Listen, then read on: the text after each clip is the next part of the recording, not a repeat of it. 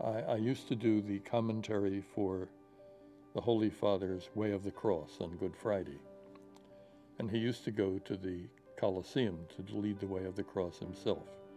On his final Good Friday, a week before his death, he couldn't go to the Colosseum, but he sat in his chapel and watched the Way of the Cross on television.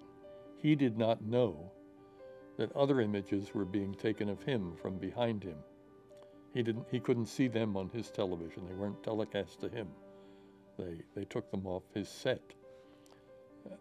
And he just saw the Way of the Cross. But midway through the Way of the Cross, they gave him a crucifix, which he put on his knee. And he was gazing at that until the 12th station, when they announced Jesus dies on the cross. And the Pope embraced the crucifix that he had been holding on his knee. And I almost broke up, because I thought to myself, here is a man who knows he's coming close to suffering death and to being with Jesus, and he knows it, and he has embraced the cross with Christ. And while I saw him, of course, at the window later trying to speak, and while I was present at his funeral, at his viewing, I found that to be one of the most moving moments of my life, when he gave a lesson to us all of how to embrace the cross in our final suffering and in our preparation for eternal life with God.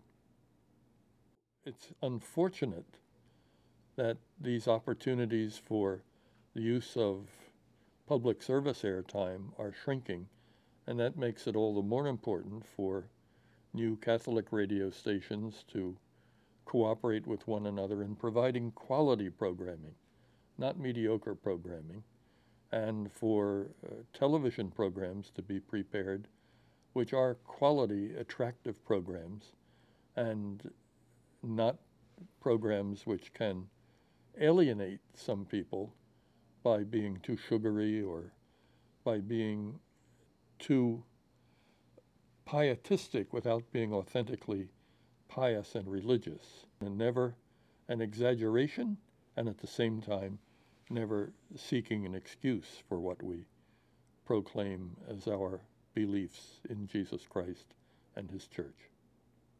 Catholic media can contribute to this continuing formation of people, especially now that Catholic schools are shrinking. We need something to replace what had been this most important influence in people's lives and in people's knowledge of their faith.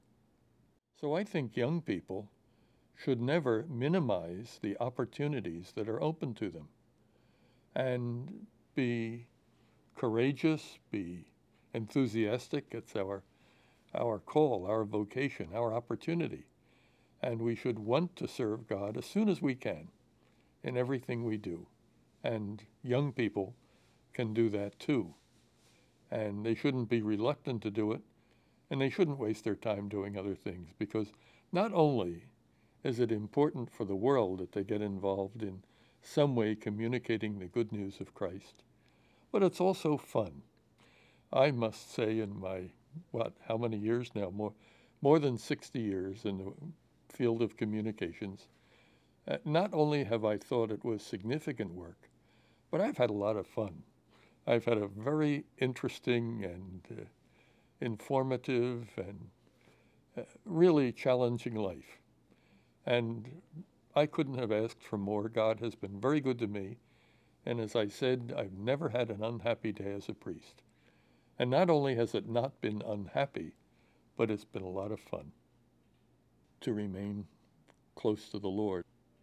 Every day, I'm able to concelebrate Mass with the other priests who live here and who have given their lives to Christ and who have served so beautifully. And it's wonderful to be able to offer Mass together with them every day, and just think of how much service they've given to the Lord and how much they love the Lord, and what a privilege it is to be united with them in prayer.